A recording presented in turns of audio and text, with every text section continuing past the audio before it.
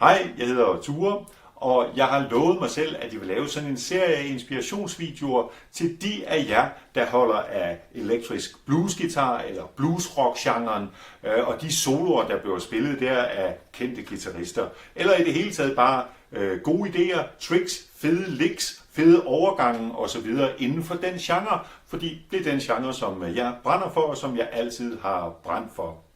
Så for mig der er tiden ligesom kommet til, at jeg gerne vil give tilbage af nogle af de ting, som jeg har tyvstjålet igennem årene, og så ligesom håbe, at nogle af jer måske kan finde det inspirerende. Og i den første video her, der kommer det til at handle om Kenny Wayne Shepherd, nærmere betegnet en solo, som han spiller på et Walter Trout nummer, der hedder Hurt Like Hell. Og det er faktisk ikke fordi, at jeg sådan er super vild med det her Walter Trout nummer, men lige præcis den solo, som Kenny Wayne Shepherd han spiller i det nummer her, den er meget, meget smagfuld, synes jeg. Og det vi kommer til at kigge på, det er nogle passager. Jeg spiller først lidt solo fra nummeret på min egen måde, og så kigger vi på nogle fede passager, nogle fede overgange, nogle fede licks, som vi ligesom dykker dybere ned i. Godt. Det nummer, som vi skal kigge på, eller den solo, den bliver altså spillet her i C.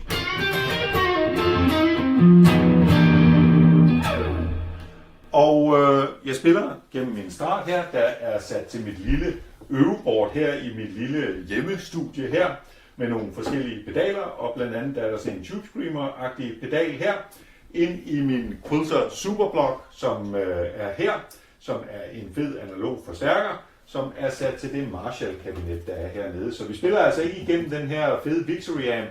Jeg har også et matchende kabinet herover, og jeg vil bare sige, at den er billigt til salg på Den Blå Avis, og det er en super fed forstærker. Så hvis det var noget for dig, så kan vi måske prøve at finde ud af noget. Men nu her, der spiller jeg altså noget af soloen, og så kigger vi på nogle enkelte passager.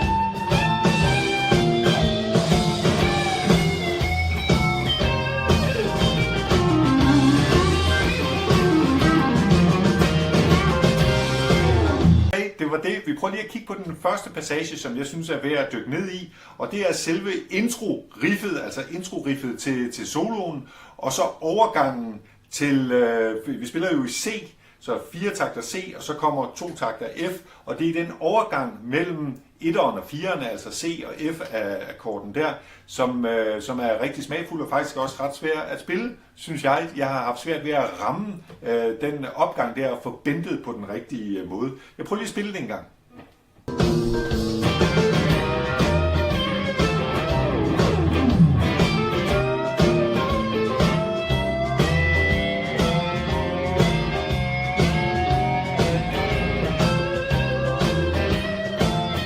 Godt, for at du kan få det her ind under huden, sådan så du kan bygge det ind i den måde, du spiller på, så er det i hvert fald vigtigt for mig at fordele det op i 2 dele, nemlig de første 4 takter C, og så de 2 næste takter F, og tilbage igen på C'eren.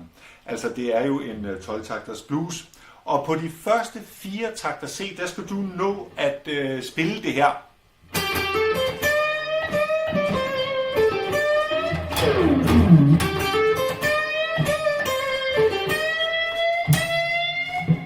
Sådan.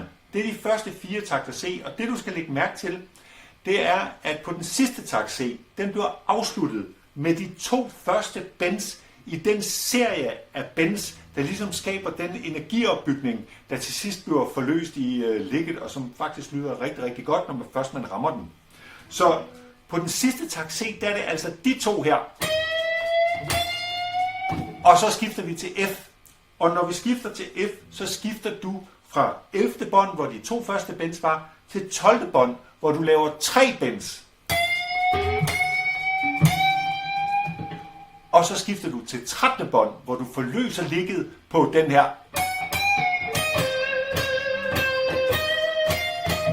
På den måde der.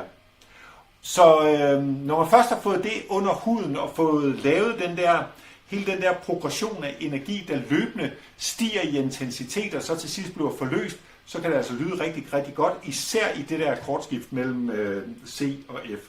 Og så vil jeg lige sige til sidst, at det kan være en rigtig god idé, hvis du vil have lidt mere energi, lidt mere power i din licks, især i sådan nogle licks her med sådan en stigende intensitet. Det er ikke kun at spille på E-strengen her, men bruge H-strengen og lave sådan nogle train breaks, og det kan ofte betyde, at du ligesom skal lave nogle upstrokes for at være sikker på, at du får ramt tonerne på E-strengen, sådan at du laver dem på den her måde.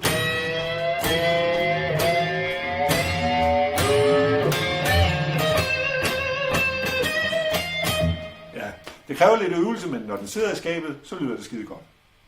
Okay, næste del vi fokuserer på her er faktisk i samme boldgade, fordi det er igen et lick, som forbinder de første 4 takter C med de næste takter F, der så kommer efter der.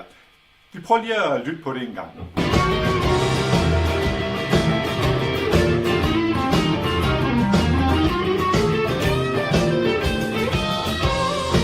Hele det riff der er bare super fedt, men det vi lige fokuserer på her, det som du selv kan indbygge i alle mulige steder, hvor der er akkordskifte, det er den kromatiske overgang, der igen forbinder de 4 første takter C med de 2 næste takter F. Det lyder sådan rigtig meget Christone Kingfish Ingram-agtigt, det her. Den der kromatiske overgang, eller opgang hedder det jo, den starter på C her, altså 4. strengen, og så 10. bånd, og så 3. strengen 8. bånd, 3. strengen 10. bånd, og herefter så går det kromatisk 11, 12, 13, 14.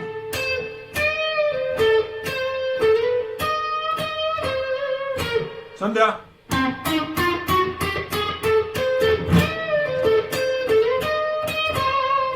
Og så er vi over i F.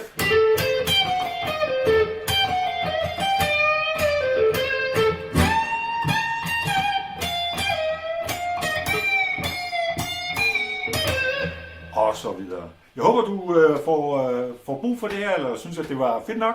Det her det var i hvert fald den første serie med inspiration med bluesgitar og bluesrock.